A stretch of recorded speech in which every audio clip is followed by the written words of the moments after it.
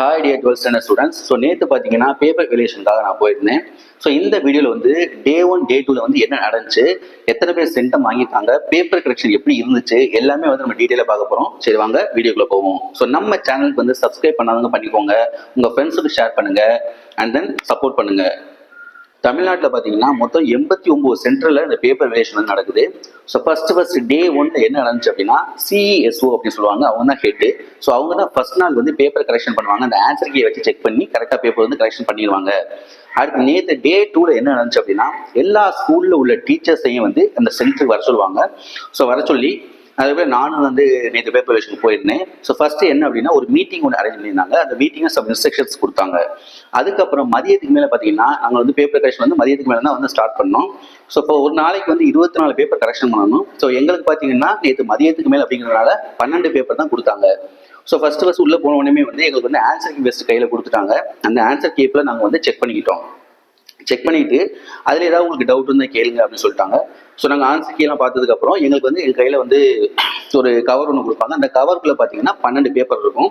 So அந்த paper எடுத்து நாங்கள் எல்லாமே வந்து வெரிஃபை பண்ணிட்டு சைன் பண்ணிடுவோம். சைன் பண்ணிவிட்டு அப்புறம் தான் நாங்கள் வந்து திருத்த ஆரம்பித்தோம். ஸோ இதுதான் வந்து நேற்று நடந்தது. இப்போ பேப்பர் வேலியேஷன் எப்படி இருந்துச்சு அப்படின்னா பேப்பர் வேலியேஷன் வந்து லிபரலாக தான் பண்ண சொல்லியிருக்காங்க. ஸோ லிபரலாக அப்படின்னா அதுக்காக நீங்கள் ஒன்றுமே எழுதலை அப்படின்னா மார்க் கொடுக்க முடியாது. ஒரு கொஸ்டின் கேட்டிருக்காங்கன்னா அதுக்கு தகுந்த மாதிரி ரிலேட்டடாக எழுதிக்கணும். ஸோ அப்போ தான் வந்து மார்க் கொடுக்கணும் அப்படிங்கிறத சொல்லியிருக்காங்க. இப்போ ஆன்சர் கீழ் எப்படி இருக்கோ ஸோ ஆன்சர் கீழ் உள்ள பாயிண்ட் வந்து அவங்க எழுதியிருந்தாங்க அப்படின்னா கண்டிப்பாக வந்து ஃபுல் மார்க் கொடுக்கணும் அப்படிங்கிறத அவங்க சொல்லிட்டாங்க.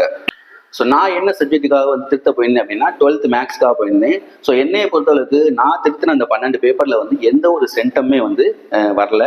மேக்ஸிமம் மார்க்கே பார்த்தீங்கன்னா பிலோ 75 தான் வந்துச்சு. ஸோ மார்க்லாம் நம்ம வந்து வெளியில் சொல்லக்கூடாது, அதனால வந்து நான் வந்து காமனாக சொல்கிறேன்.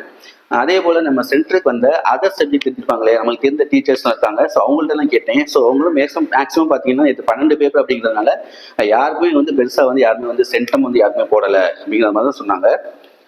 அதே போல் ஃபெயிலியர்ஸ் இருக்காங்களா அப்படின்னு கேட்டதுக்கு ஸோ நேற்று வந்து 12 பேப்பர் தான் வந்துச்சு. மேக்ஸிமம் ஃபெயிலியர்ஸ் நேற்று யாரும் இல்லை அப்படிங்கிற மாதிரி தான் நான் கேள்விப்பட்டேன். இன்னைக்கு பார்த்தீங்கன்னா டே 3. ஸோ இன்னைக்கு டே 3ல வந்து எங்களுக்கு 24 பேப்பர் கொடுப்பாங்க. ஸோ 24 பேப்பர் இன்னைக்கு வந்து நிறைய வந்து சென்டம் வரலாம், ஃபெயிலியர்ஸ் இருக்கலாம். ஸோ உங்களுக்கு வந்து என்ன அப்டேஷன், இன்னைக்கு என்ன நடந்துச்சு அப்படிங்கிற அப்டேஷன் வந்து நாளைக்கு காலையில் வந்து உங்களுக்கு நான் வீடியோ போடுறேன்.